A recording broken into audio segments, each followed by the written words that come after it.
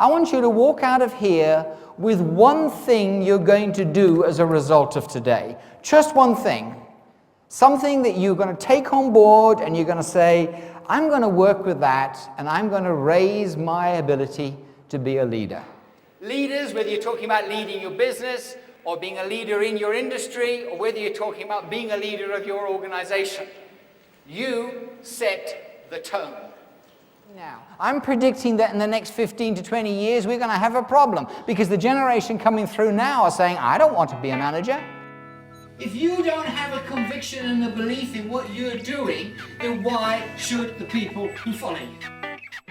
Yeah, it's not abdication, it's delegation.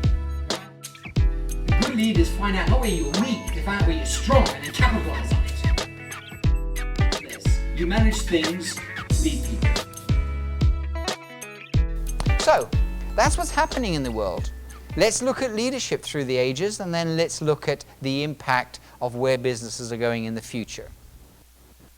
I'm going to stand here and tell you something unequivocally that I can say to you with my hand on my heart. In this day and age, every organization that is performing outstandingly that I am doing any research with has the most rigorous recruitment program. And they will not compromise it. So what we're talking about here is a belief system.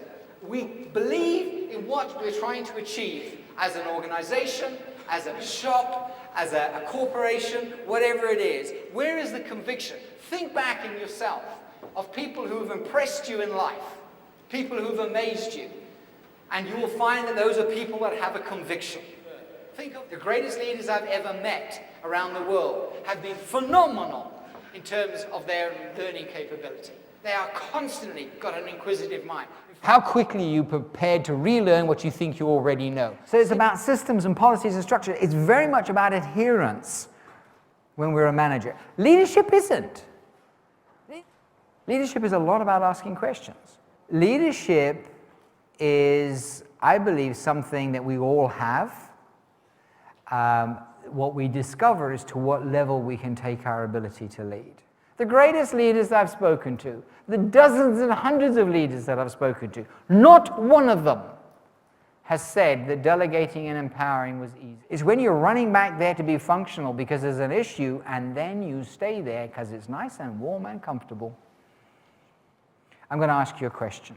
And the question is this, ladies and gentlemen. Are you the leader you always wanted to work for?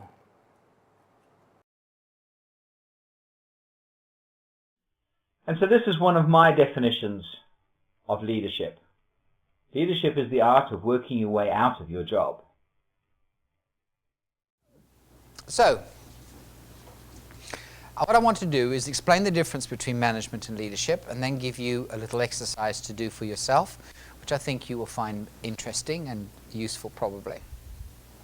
I want to explore the difference with you, but most of all I want to explain to you the dichotomy that there is between the two. Okay, because if you think about it, they're opposites in a lot of ways. All right? Management is very much about systems and processes and structures and conforming and adhering and making things right. Would you agree? Leadership is about challenging. Can you imagine how confusing it is to work for you if you're a manager? Because today I walk in as your manager and I go, you didn't fill the forms in right, you didn't follow the procedure. I expect you to follow the procedures around here. Don't ever do that again. And you go, yes, yes, yes, yes. Your poor employee sits there listening to you because I didn't actually follow the procedure. But tomorrow I walk in and I'm now wearing my leadership hat. Yesterday was my management hat. Now I'm walking around in a leadership hat and I'm wanting ideas. So I'm walking in and said, well, if we didn't do that, how would we do it differently? And your people sit there going, huh? Yesterday you said I had to follow the procedures. Now you're saying to me, what if? Do you see what I mean? It can be very confusing to understand when you've got your one hat on compared to the other, because they're two very separate hats, and you can't wear two hats at the same time. Management is about policies, it's about systems, it's about structures, it's about adhering, it's about conforming. So, if this is a retail shop here, As a manager, I'm standing here looking at my shop going, right, are the shelves full? Is everything laid out the way it should be? We've got a policy about cables, so we better move this. We have a procedure for opening up the tills. Is that being adhered to? Let's get to the timetable. Have I got enough cover for the peak periods of the day? Okay. Have I got deliveries coming in at a time which is most suitable for deliveries to come in? So I'm constantly looking about the processes and the systems and the structures, and I'm looking to conform. I'm looking to make sure that everything runs according to the system. That's what I do as a manager. Does that make sense? Okay? And that's, please don't get me wrong. That part of the job is important. So nothing I'm undermining that part of the job. We just need to understand it for what it is. Okay? But then we need to understand the different hat. The other hat is leadership. Leadership is about challenging. Leadership is about questioning. Leadership is about strategy. Where are we going? What will the world look like in the future? What if we did this differently? How would we do it differently? I want you to reflect for a minute on your job. The question I want to ask you is this. Please pay attention to, you've got to get the question right. What does your job require of you?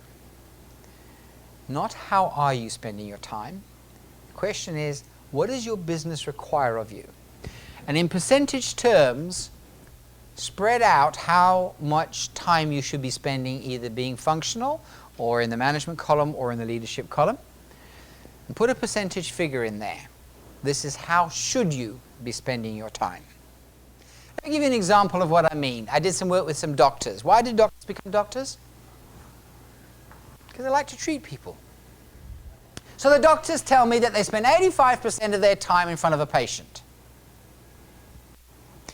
They hire a practice manager to run their business.